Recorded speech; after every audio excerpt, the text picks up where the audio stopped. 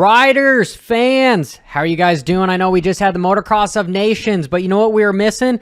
We were missing some two-stroke action. And I know we're all into the 125s. We've got the Red Bull Straight Rhythm coming up here, and you've got guys that are killing it in the 125 class, like Stank Dog, but we don't have somebody in the 250 class that is owning it. And so I brought Matt Burkeen with me, who qualified for every national this year that he tried in, and he's just a boss on a two-stroke. He doesn't need no engine braking to slow him down. I doubt he even uses brakes. So how you doing, Matt?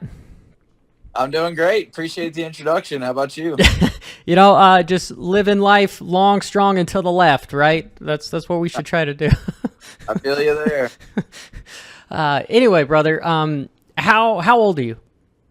I'm 26, so I got to the trusty 25 plus class last year, and we're not looking back from there. So are you basically sanding the 25 plus class nowadays? What's that? Are you sandbagging the 25 plus class? No, I wish I could say that, but 25 plus, I'm sure, as you know, it's like another pro sport these days. So like I actually yesterday I got beaten 25 plus at a race around here. So it's definitely no sandbagging going on, but Dude. it's because it's like another pro class and it pays back a little bit. So I was actually like super thrilled to turn 25 just so I had another class to race. Yeah, because it's a bummer. Like locally, as an amateur, you could do like schoolboy, college boy, 250B, 450B, open pro. But then once you have the A designation, it's really like 250 pro and open pro, and that's what you're limited to. It's a bummer. And then small tangent on the amateurs, really Loretta and that stuff should be looking for riders to go pro as far as contracts go on the big bikes there, as opposed to signing kids in like the 50 class and everything. They don't really help out guys getting their privateer pro license, which is a bummer. Yeah, I mean it's tough because I being on a Yamaha, they were really good to me through amateurs. Like I had a good relationship with them, but just nowadays the way things are going, the supply is kind of messed up, and they're not nearly as many bikes are being made. So I'm pretty sure that Yamaha is like already selling all the two strokes that they make anyway. So even though I feel like I'm being a good ambassador for it, it's just. I understand their position because they're already selling everything that they're making, but it's tough on somebody like me because I'm having to pay for everything I'm getting. And being on the two-stroke also, like I have to ride it a lot harder than the guys on the 450s, and I've just been going through insane amounts of parts. So it's been a little bit of a struggle in that way, but man, I have so much fun on the two-stroke. Like I actually got a 450 right after Ironman just to use for some local money racing, and I don't even really like it that much. I miss my two-stroke. Two-stroke's out of commission right now because the transmission's messed up, and I'm trying to hurry up and get it back going as quick as I can. I have so much more fun on that thing. So you're saying that you miss not having engine braking, and you don't miss having like no torque. You like just kind of screaming around, having you actually flow with momentum. You can't just stop, pivot, and then just sandbag to get over something. The big thing too for me is like the weight, because I've been only on a two-stroke for like 3.5 years. So going from that to the Yamaha 450, I can definitely feel all those extra pounds, and then all the extra power combined. It's made it to where I get arm pump really, really bad on it, and that's usually not a problem with the two-stroke. So honestly, in a perfect world, I would use the 450 for the start and then the two-stroke for everything else. But obviously I can't do that. But now that I've had both bikes for like a month or so, I definitely can confirm that I like my two-stroke a lot better. Is it hard going back and forth between the two? A little bit, actually. And it's not even really the power that bothers me, but the way that the Yamahas are, the two-stroke has like the classic design with like a normal seat, where the Yamaha 450, I'm not sure if you ever rode one, but they have it's a weed whacker. They got the flap where you put the gas in, and the way the seat is, it's kind of like a banana, and it kind of makes it hard to get up on the front of it. So I think I'm letting myself slide back, and it's just yanking my arms and making me get arm pumped. So I think that's the biggest thing that I've struggled with going from bike to bike right now. How much do you weigh, Matt? I'm only about 155 pounds, so that 450 doesn't even know I'm on it. Yeah, yeah, exactly. And like typically what I've noticed, right? The older I get, the faster I was. Okay. So what I've noticed is that kind of the ideal weight for 450 is like 160 to like 180. You see a bunch Yeah. of guys kind of bulk up for that same reason. Is it's a heavier bike, and just the sheer amount of torque just kind of throws you back, and you end up having to squeeze on with your hands, and you're like, I should be riding with my legs, but I'm hold down with my hands. Yeah, and Um, that's actually had I dropped probably like 25 pounds in the last year just for the two stroke, and then now that I'm on this 450, it feels like I'm way too light for it. Interesting. Are you racing the 250 two-stroke in like the little bike class, the 250 class? Yeah, so that's what's nice locally, and that's really why originally I got the two stroke is because I can go to like local outdoor races or local arena crosses or really anything I want, and I can race 250 Pro, 450 Pro, and 25 plus all on the one bike. The parts budget doesn't love that program, but it is kind of convenient that I can just roll to the track with one bike in the pickup and I can race all day. Yeah, it's a bummer. Like, truthfully, that 250 two-stroke should be allowed at a 250 national. Because just the discrepancies. I know there's the production rule with the little bikes, but if you want to say between like an HRC Honda or Pro Circuit or Star Yamaha versus your privateer two-stroke, you guys it would be more fair if you could have your 252 stroke as opposed to a 125, which is like you might as well just bring an 85 to try to qualify on. Definitely. I mean, I raced an area qualifier this in April earlier this year with Nick Romano, who's on the Star team, and my bike was definitely not as fast as his. And like, don't get me wrong, like he earned everything he's got, but yeah, like my two stroke was not as fast as the Star bike, and it was a 250. So I definitely agree with you. Like all the Rockstar Huskies, the Star Yamahas, the Pro Circuits, like their bikes are still faster than the bike that I have. That's not to say that somebody could make a two-stroke that's a lot better than mine, but mine was just kind of minimal. So their bikes are definitely faster than mine. And then obviously the 450s, it's just a whole nother level. So it's tough, but the thing that helps me out is just the weight and like how I just feel like I can put that thing wherever I want it. Where the 450, I feel like it has more control over me than I have over it sometimes. Where the two-stroke, I feel like I've got that thing in control and I put it where I want it. Yeah, dude, I appreciate your humbleness. I know you're a badass dude on a bike, but talking to you're not trying to like have your chest out and be all egotistical about it, which is tough to come by racing motorcycles, because I'm sure you see it around the track as well. And dude, like I believe I saw you on the internet. I've seen you at a pro-am just after one of the nationals, and you were even racing with little Deegan. And Yeah. here we really want to say that like he didn't bring the factory bike to race the pro. I mean, like come on. I will just say out there and say it, like they're going to bring the best that they can to race against, and you are holding your own. And that's where I feel truthfully there should be an added class to the nationals that would just rejuvenate the whole industry, because it'd bring amazing riders like yourself. It'd level it, and it'd make it to where, hey, you're getting some results. You're not just getting beat down by like, okay, cool, I got 28th qualifying, and then I'm going to hang around in 20th place to 30th place for the motos. If they had a stock class, dude, you'd be fighting for top 10s, and there comes the purse money, there comes more exposure. Like, I just feel having a stock class would help the sport out so much. Do you agree? Do you disagree? Yeah, I definitely think it would help people like me because, I mean, this year with outdoors, if I would have had like the perfect moto and rode like as good as I possibly could, I feel like I still would have probably gotten like 25th or so. And it gets kind of tough after a while that like 25th place is a win compared to where you're saying like if there was another class where you could actually fight at the top and be more of like a small or a big fish in a small pond rather than the opposite. So I agree with you there.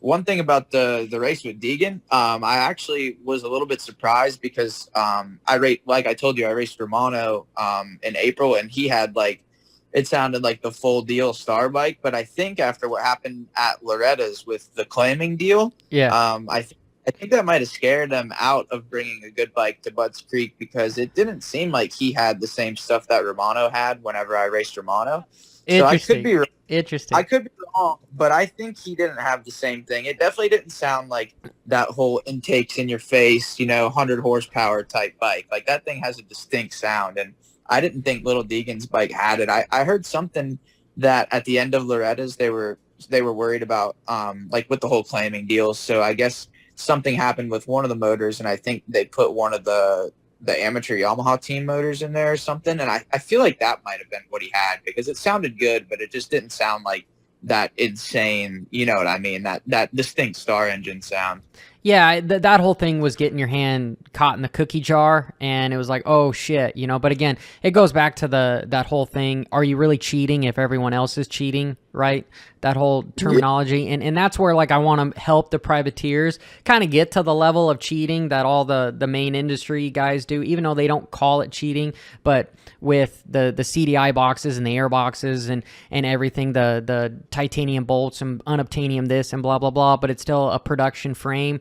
It's like, come on, you're right here. You've raced against the bikes and you know how well they pull and everything. So yeah, it's interesting that you said that you were thinking that Deegan potentially probably didn't bring the same stuff because Bobby Regan was going, oh, we can't have any more, I guess, negative energy onto the Star team, which is totally okay. But again, those guys, they earned a place, just like you were saying.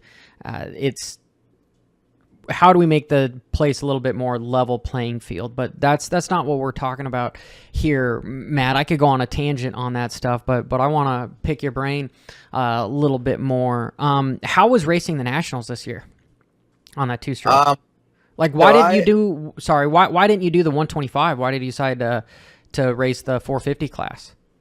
So I've only raced YZ250s for probably the last 3 to 3.5 years. Like I actually, when I got my first YZ250 from quitting from racing for a little while, the first one I got, it was like a 2013, and I didn't even buy it to race it. Like I just bought it to ride it and just to have a good time and go to the track on the weekends and shoot the shit with my buddies. And I just wanted to ride. Like I didn't even care about racing, and I had a lot of fun on the bike. And a couple buddies coerced me into a Budds Creek amateur day, like a month after I had the bike, and I just had so much fun on it. So I've just stuck with the two-stroke ever since. So that's why I did the YZ250 instead of the 125, because it's just what I race all the time. Like I didn't really do it like some people, like, they ride other bikes and then they do like the two-stroke race, like kind of like for publicity or something like that, where I felt like it was a little different.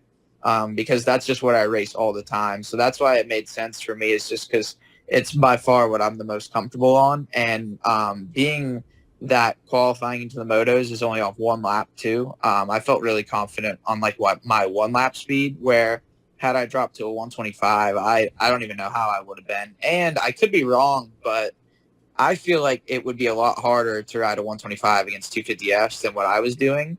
So I have insane amount of respect for like what Stank Dog and like Luke Rensland and all the guys that have done good on a 125. Like to me, that's even more impressive than on a 250, because the 250Fs are just built to the gills, and the 450s, a lot of them, you don't need to do a whole lot to them. So I just feel like the gap is probably bigger from a 125 to a 250F. But with all that being said, it was mainly just because it's the bike that I've had for a long time, and it's what I'm comfortable on, and it's what I have the most fun on.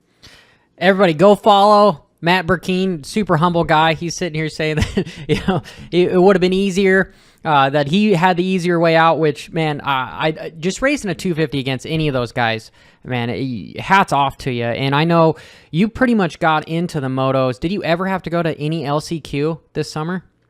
So I actually, I went to one LCQ at Millville, and growing up, I never ran the sand tires, and going to these nationals with the tracks being all deep, I started running the sand tires this year. And first practice at Millville, I ran the sand tire, but wasn't very comfortable with it because it was a little more hard packed. Mm-hmm. And second practice, I went back to the standard and struggled a little bit and qualified 37th. So I was one spot out, and then LCQ, and all year I was kind of thinking like I need to make sure I get in all times, because if I have to go to an LCQ, I figured I'd be screwed, just because The it's start. a 40-man gate, all 450s, deep start. Like the odds were kind of stacked against me, and I have a picture of the LCQ start at Millville, and it's like my ass is about to get shredded up by the rear tire. My butt's so far back, but I managed to come out like fifth and worked up to third, and I was going to transfer through, and I like literally couldn't believe it that I was about to pull it off. And then like 5 turns to go, I can't make this shit up. I overjumped this jump, like flat landed it, and I landed in my bike. The carb fell off of the boot, so the bike just died with like 5 turns to go. So that was actually the only one that I missed. So I even though I wasn't in the motos, like I feel like I can like 99% count that I made that one too. I just didn't get to participate, so that was a bummer. Dang it, dude. No, but you can't. I bet you were wishing for electric start there. Yeah. And the main too, I skipped Southwick the weekend before, and I went to a money race to try to make some money to, put into some parts and travel and all that. And I ended up blowing my bike up. So I drove 22 hours or so to Millville with only the bottom end of my bike. And I had to stop on the way there to get a head and cylinder from my motor guy. And then Friday at Millville, we were putting the bike together in a buddy's trailer, and we didn't have it together until probably like 8 or 9 o'clock at night. Like no dinner, like nothing, like just grinding away at the track in the trailer. And I went to sleep for like however many hours and woke up and let her eat. But that trip almost didn't happen. Like it really, to me, is even amazing that I made it as far as I did, because like as I was driving there, I didn't even really know if I'd be able to race or not. Yeah, dude. That's the thing that people don't get about the privateers is they're not. They don't have a truck driver going to them. They don't have all these mechanics that are just going. Is your mechanic your dad? So most of the races, me and my girlfriend just went. So the mechanic was me, and my mechanical expertise is not there. So I can do like the super basic stuff, but thankfully the only real big issue I had was breaking my shock at Ironman, and there wasn't really anything I could do about that. But if I would have had like a bigger issue, I would have had to been running around the pits, hey-mistering people, because I can only do but so much. But like filters between motos and everything during the week, and just washing the bike between motos, all that stuff was up to me. Bigger jobs like inside the motor, I can't do and don't trust myself to try, so I outsource that kind of stuff during the week. But my girlfriend came to me with all the races. I had a mechanic for Washougal to help me out. That was really cool because I was really far away from home, so I didn't really want to do that one on my own, especially with what had happened the weekend before at Millville. And then Budds Creek and Ironman, my girlfriend's dad actually came with me, so he rides a 2-stroke too, and he knows the wrenches pretty well, so he was a big help for Budds and Ironman. But for most of the season, it was just up to me and my girlfriend. We were just living and loving. So did you blame your girlfriend for not tightening the hoses on the carb for Millville? Yeah, she actually wasn't there. I was at Millville by myself, so I just forgot I had a mechanic at Millville too. But it wasn't. I don't think it was anybody's fault, because when we got back, the clamp was still tight. So I don't know if the thing was just barely not sealed all the way on there or what. But I don't really have anyone to blame. It's just the situation was horrible because, we're working in the dark in a trailer, trying to put things together. We're in a rush. It's just, like I said, yeah, we you were got like a lucky headlamp. We were lucky to make it as far as we did. And I mean, my buddy that helped me out, I felt so bad for how bad he felt. And it was tough because I felt bad that I didn't get to race too. But he felt so horrible. He felt like he let me down. And I'm like, dude, like I wouldn't have even been in a position to almost make it without you. Like if it's me that brought you a shitty situation and not enough time to deal with it. So it was a bummer because it was his first time wrenching a national, and we were so close to putting it on the gate. It would have been sick, but hopefully we can put something together and try it again next year, because I know he wants some redemption, and I know I do too, because Millville was probably my favorite track on the schedule, and it's the one that I didn't get to race. Yeah, dude, sometimes things are just out of your control, and again, I really commend your attitude towards all this stuff, because that's the attitude that's going to make you successful in whatever you decide to do, Matt. So did you like the Millville whoops, or did you like just the uphills, downhills about it, or?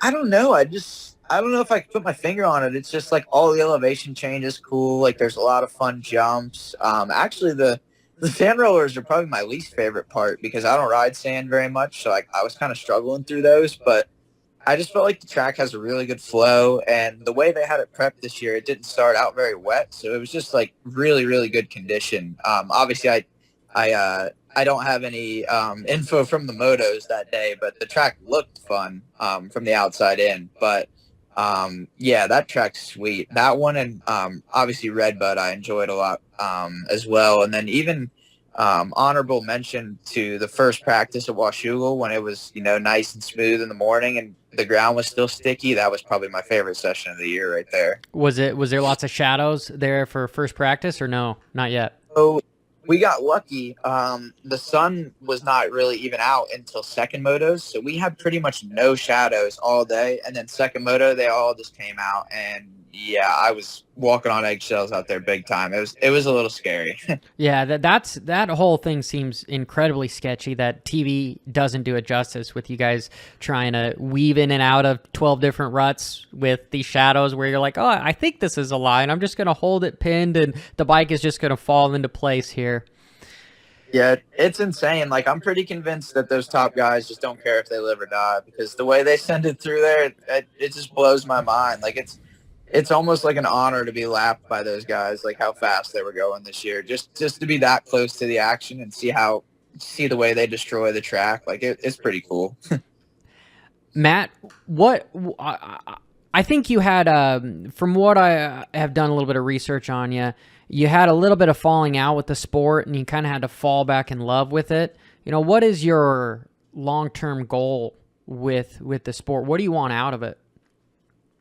So that's a really good question because initially with this whole outdoor deal, I left a job at the beginning of the year and I've been wanting to start like my own business with training kids. I've been doing that a lot on the side and just riding schools and one-on-one. And I really, really enjoy that and have a lot of passion for that. So originally my goal for these outdoors was just to do this for 1 year and try to get my name out there a little bit more and then try to capitalize on like training kids and try to grow that. But I really didn't expect like the response to be quite as good as it was. And then also the stuff I've been doing on YouTube, I definitely never expected that to grow like it did either and gain the following that it did.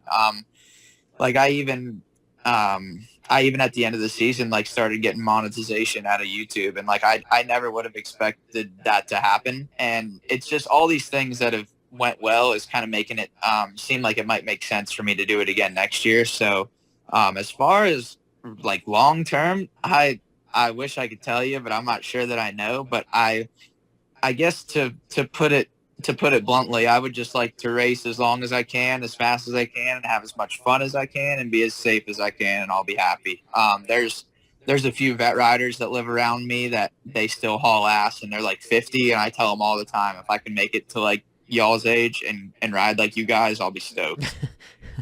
Well, and hopefully you can just make enough so that you can enjoy doing all this stuff where you're not struggling so much. And that brings a small little point to, do you make more money at like the Sunday Pro-Am deal, or do you make more money actually going to the Nationals and finishing inside the top 40?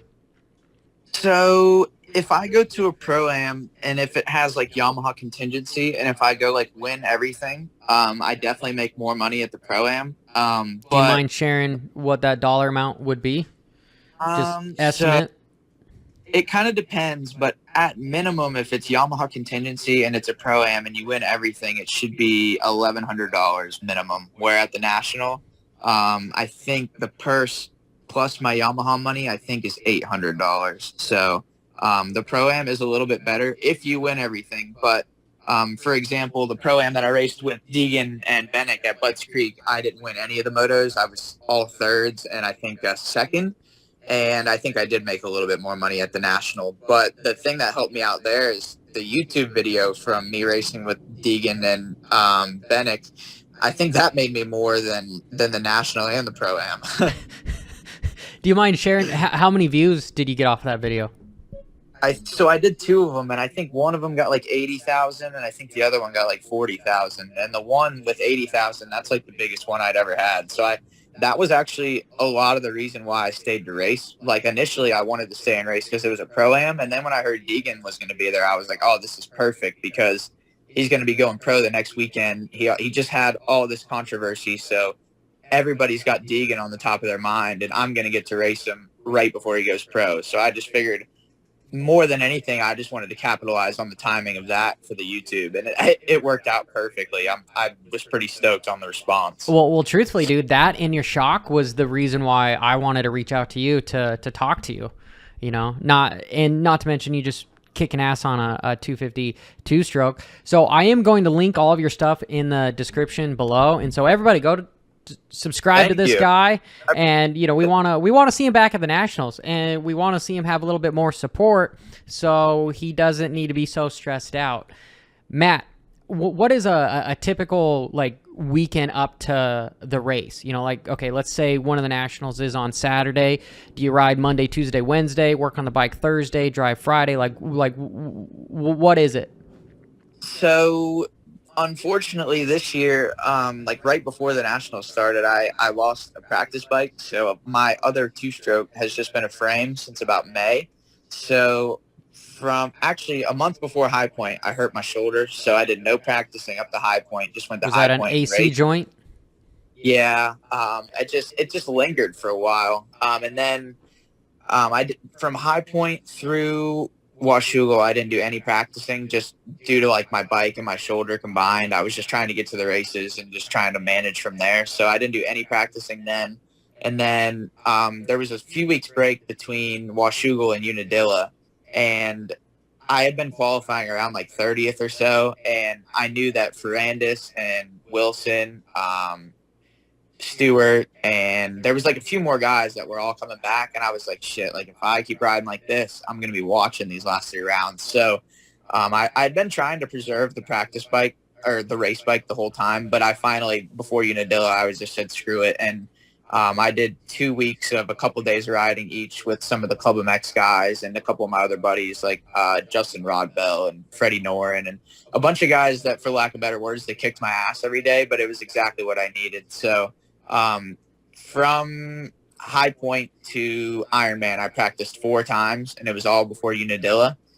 So with that being said, my typical week was usually all the cleanup from the weekend before, and then trying to dial in all the parts I was going to need for the next weekend, and then also who could help me with the labor, because a lot of the stuff I don't feel comfortable doing, and some of it I can't do. So that was a lot of the problem, was trying to get myself fit in people's schedule for them to help me work on the bike.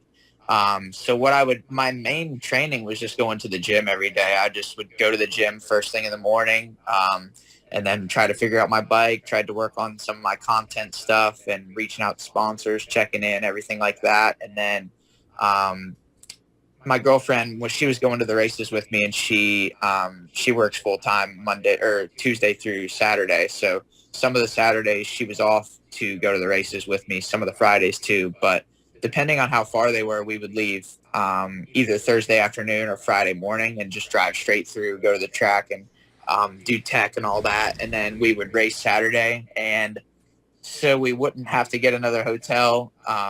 And because I like my own bed a lot, almost every race we would just drive straight through, like right away. I think High Point, Unadilla, not Budds Creek, but and then Ironman, I drove straight through all the way home just because I didn't want to get another hotel, and I just wanted to sleep. And it's tough too, because I was going to all of them in a pickup, so it gets to be kind of a pain that I don't trust people in the world anymore, so I don't like to leave my stuff out, so I always have to drive around and find a motel so I can take my bike out and put it in the room, because that's the last thing I need traveling around through like Montana and waking up with my bike being gone. Yeah, no, dude, that's all those trials and tribulations that all the privateers have to go through. I mean, did you know that most factory guys, they've got agents that handle all Yeah. this stuff, you know, where Yep. they just Even when I was younger, I had my dad to do a lot of this stuff for me, and I've been telling him all year, like, man, like, I don't know how you did all this shit. I really don't. a small newfound respect for everything that goes into the racing, because everyone thinks that it's just a one person sport, but dude, there's so many, you know, it's ridiculous. Yeah, it definitely takes a village, and I mean, if you think you can do it yourself, good luck. More power to you to try, but that's not how it works. I mean, I know even just without the support of my parents and my girlfriend and her dad and just all the people that pump me up throughout the weekend, I know for damn sure I wouldn't be where I'm at right now. And that's almost where, you know, you almost want to see some of these kids that have been given so much kind of have to go through the privateer lifestyle a little bit so that they appreciate it a little bit more. Because I don't know if you've been around the pits, but you try to get an autograph here and there, and sometimes you kind of get a cold shoulder, and you're going, dude, do you know that there is guys that are damn near just as talented as you? They just don't have the same opportunity. They would love to have, not worrying about, hey, I'm going to eat McDonald's, driving 24 hours, working on my bike, you know, talking to some of these sponsors to see if they can give me 60% off, you know, like it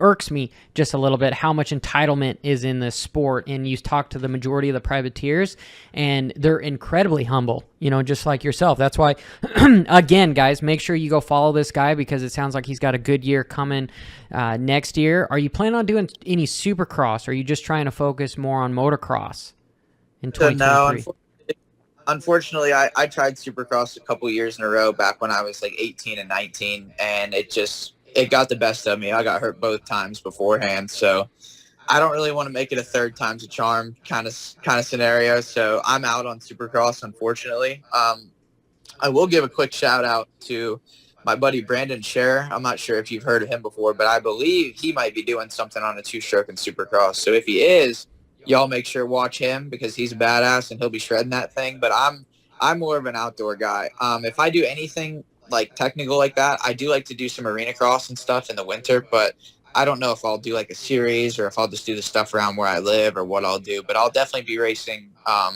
in a barn this winter. 22nd lap time barn. That's what I'll be doing. No Supercross. Sorry, Matt, I just cut you off. What did you say at the end there?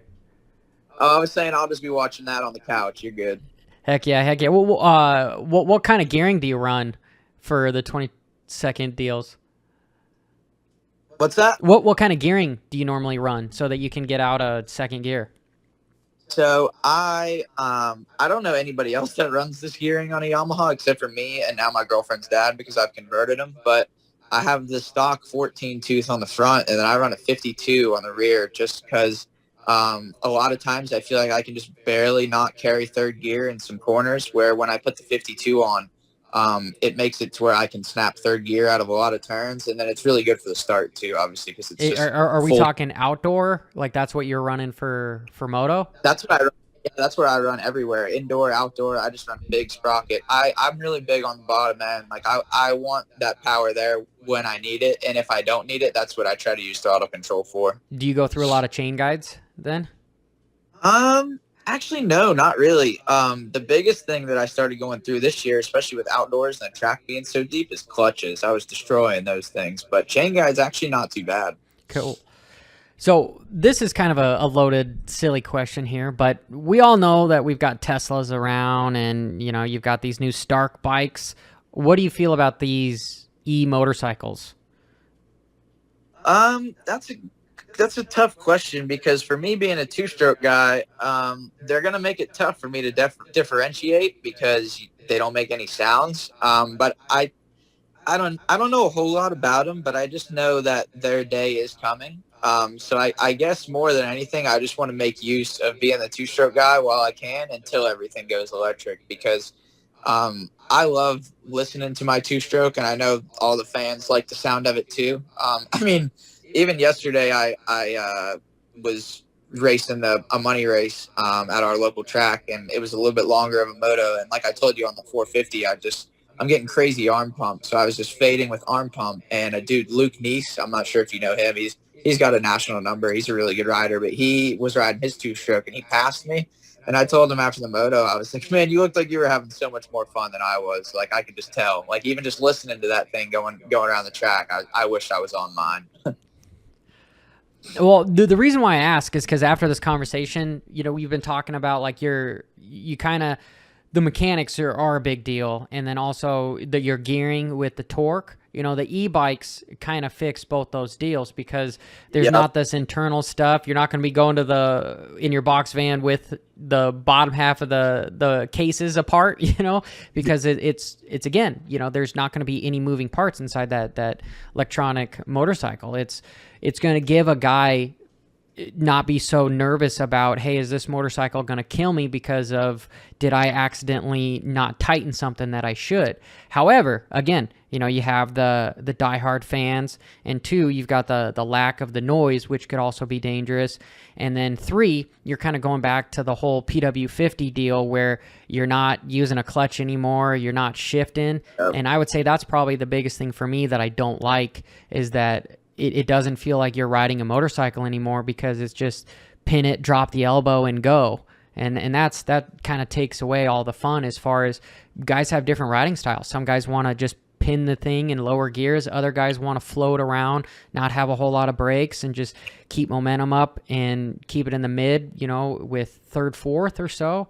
So that's, I don't know, but it's definitely happening. So it was interesting getting your take on it, Matt. Yeah, it would. I mean, it would be cool for some of the new avenues that would open up from an electric bike, like just from the no noise standpoint, like new places you could ride and stuff like that. I feel like it will. It definitely has potential to grow areas of the sport, but obviously the core diehard fans, they're gonna miss the old days like they always do. I mean, where we're at right now, they miss the 2 strokes, so it probably won't be long before, when everything's electric, they're going to miss the 4 strokes too. I don't know if we're going to miss the 4 strokes, because those suckers are expensive, and when they break, man, they're even more expensive. That's why it was interesting to hear how many parts you're going through on your 252 stroke. Do you think that number would be greater if you were running the 4 stroke all year long, or do you think not so much? If I 50, I think my maintenance would have been a lot less. However, I did blow one up in mid-season, and if I would have done that on a 450, I probably would have been done. Where on the 2-stroke, I could at least afford it, and it sucked, but I could at least make it happen. Where the 450, you're looking at like $4,000 or so, like just to get that thing back going. But as far as like clutches and top ends and just stuff like that, like I would go through that like crazy on the 2-stroke compared to the 450.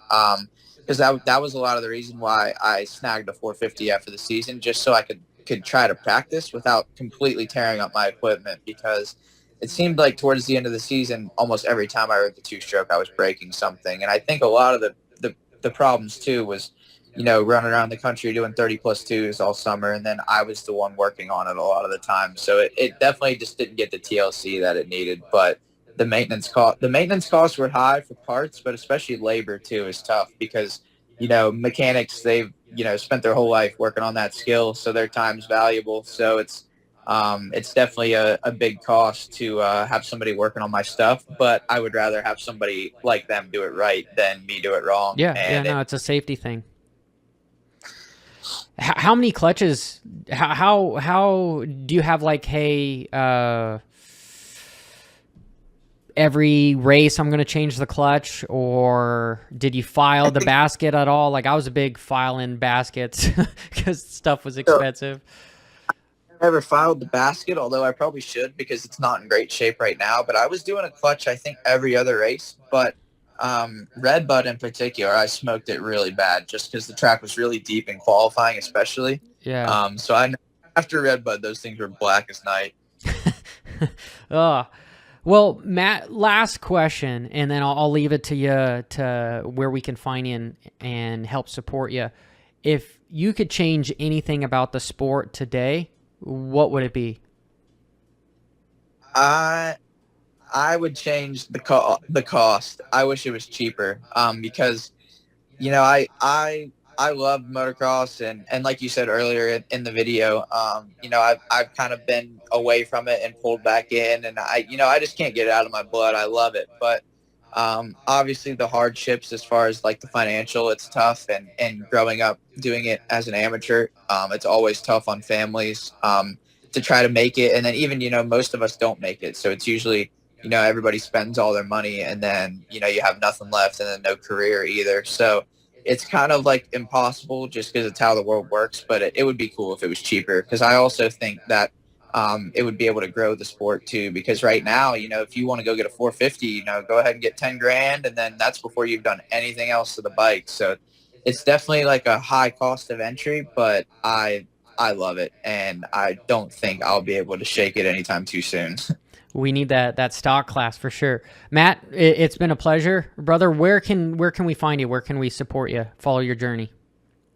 So I'm on Instagram. I think my handle is just my name, Matt Burkeen. And then on YouTube, if you just search my name, Matt Burkeen, my channel should come up. And even though the nationals are over, my girlfriend and I, we're still going to races every weekend. Her dad too, and we're trying to just try to chronicle everything, because every time we go somewhere, it's kind of a shit show, for lack of better words. It's racist, yeah. Program I run, so we're trying to keep it going. But definitely Instagram and YouTube. And then I'm also working on a Patreon. I haven't finished it yet, but I've had a lot of people suggest it just for another way to support. So I'm trying to figure out how to make it worthwhile for people that subscribe. I don't like to be like just a handout kind of guy. So that probably won't be done until I figure out how to make it worthwhile and like exclusive for the people that want to help. But that's the next thing on the horizon. But I think that's about it. Hell yeah. Hell yeah. Well, do you want to brop with me? Let's freaking do it. Hell yeah. Let's hold it WFO. We got to drop the clutch. Okay, you ready? All right. Bro, whoa, whoa, whoa, whoa.